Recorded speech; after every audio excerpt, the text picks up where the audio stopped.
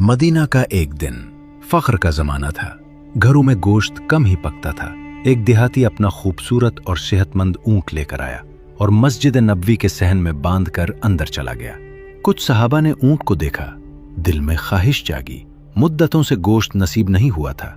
इतने में हजरत नईमान रजी अल्लाह अन्हु वहां से गुजरे। वो अपने मिजाहिया मिजाज के लिए मशहूर थे। बात को हंसी में ले जाते और फौरन अमल कर बैठते थे।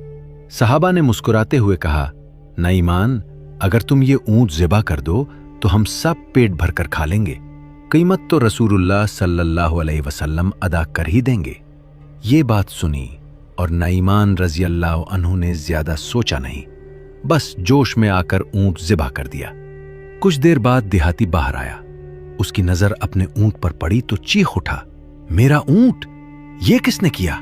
शोर बुलंद हुआ तो नबी करीम सल्लल्लाहु अलैहि वसल्लम बाहर तशरीफ लाए। आपने पूछा, क्या हुआ?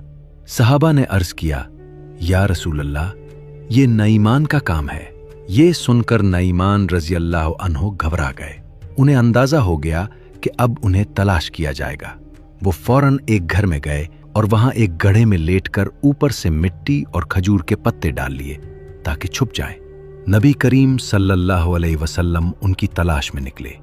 रास्ते में एक सहाबी ने अदब से अर्ज किया, या रसूलुल्लाह, मुझे मालूम नहीं, मगर हाथ के इशारे से उसी जगह की तरफ इशारा कर दिया जहां वो छुपे हुए थे। आप सल्लल्लाहु अलैहि वसल्लम गड्ढे के करीब पहुंचे, मिट्टी हटाई और नईमान रजी अल्लाह अन्हु को बाहर निकाला। उनके चेहरे पर मिट्टी लगी हुई थी। आप सल्लल्लाहु अलैहि वसल्लम ने अपने मुबारक हाथों से उनके चेहरे से मिट्टी साफ की और नरमी से पूछा, नईमान, तुमने ये किया क्यों? नईमान रजी अल्लाह अन्हु ने मासूमियत से कहा, या रसूलल्लाह, उन्होंने कहा था कि आप कीमत अदा कर देंगे। ये सुनकर आप सल्लल्लाहु अलैहि वसल्लम मुस्कुरा दिए। फिर आपने खुद उस देहाती को ऊंट की पूरी कीमत अदा की और मामला खत्म कर दिया।